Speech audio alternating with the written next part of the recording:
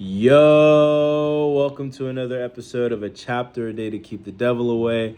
I am Tinayeshe, and this is the place where we read a chapter of the Bible together every day until we finish the entire thing.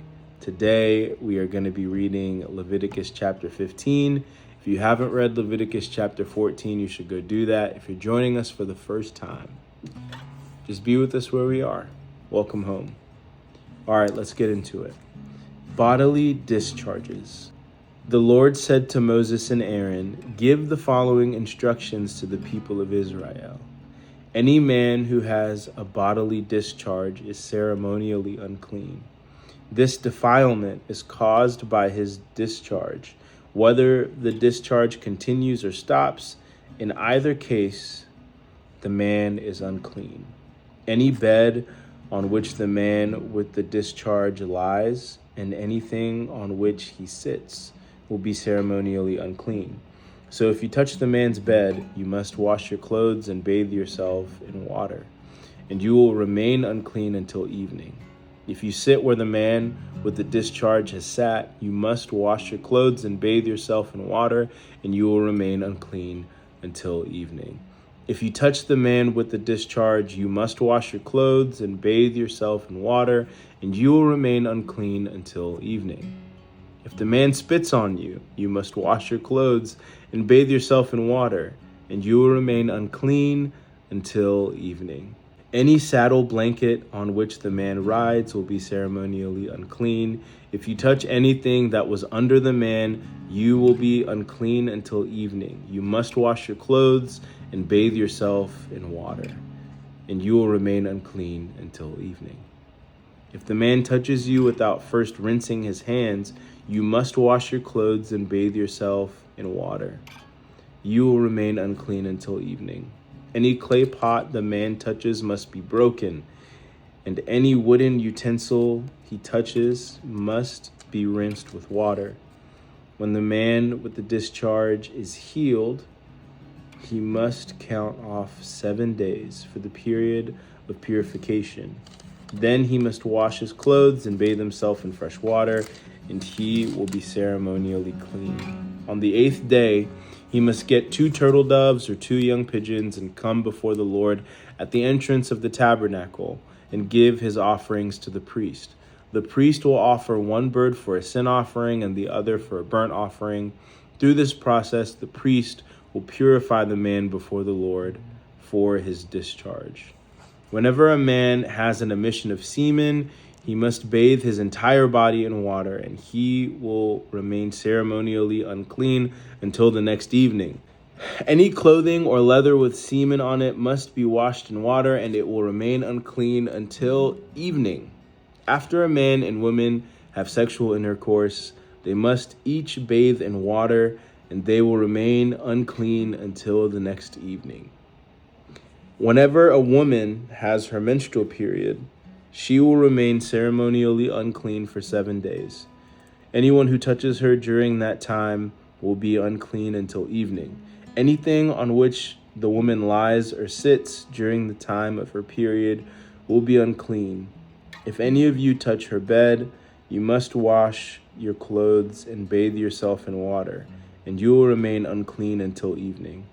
If you touch any object she has sat on, you must wash your clothes and bathe yourself in water, and you will remain unclean until evening. This includes her bed or any other object she has sat on.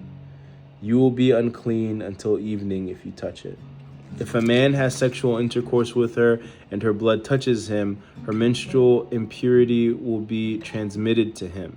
He will remain unclean for 7 days, and any bed on which he lies will be unclean.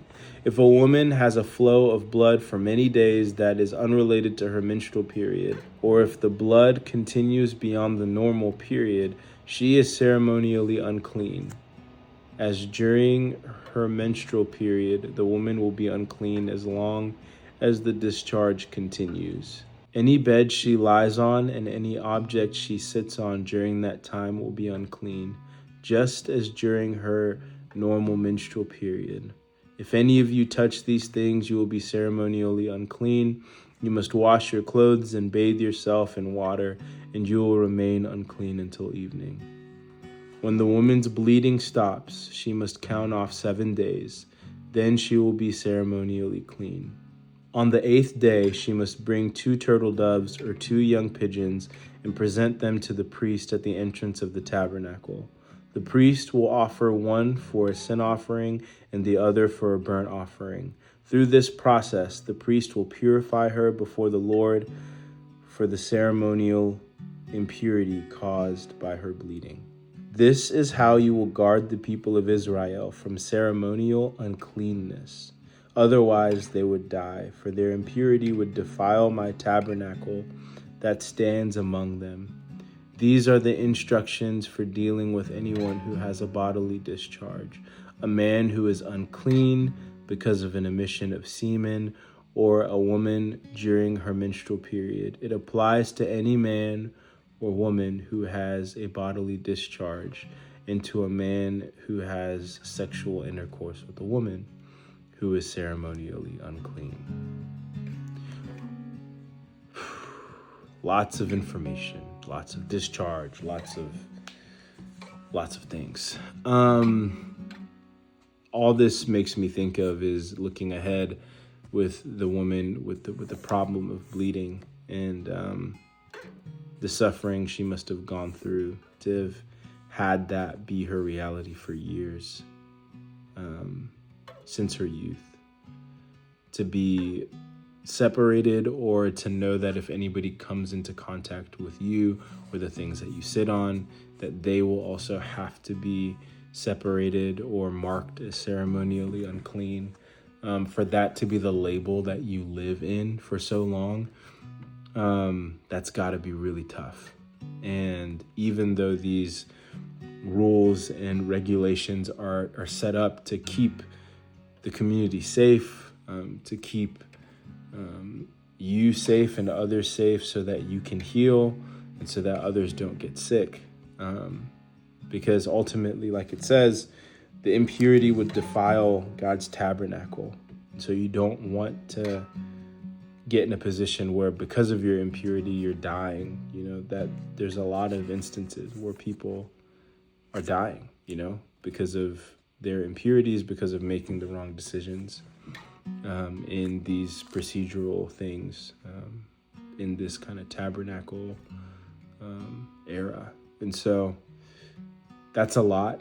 And just, how beautiful and how much of a relief, how much of a dignifying moment, how much of a redemptive and rejuvenating moment it must have been for her to touch the hem of his garment, to touch the hem of Jesus's garment, and be clean and be purified. And then for Jesus to engage with her and feel engagement in a way that she hasn't felt in ages. It's probably a really sweet thing. So that's all I got, honestly. And I imagine when we get to that portion that hopefully I'll remember this in Leviticus and look back to this moment and say, how sweet is it that, for somebody who's living under this kind of Levitical law, to experience that sweet freedom, that sweet deliverance, that sweet healing from Jesus. It's probably a really special thing. All right, that's all I got for tonight. Love y'all. Peace.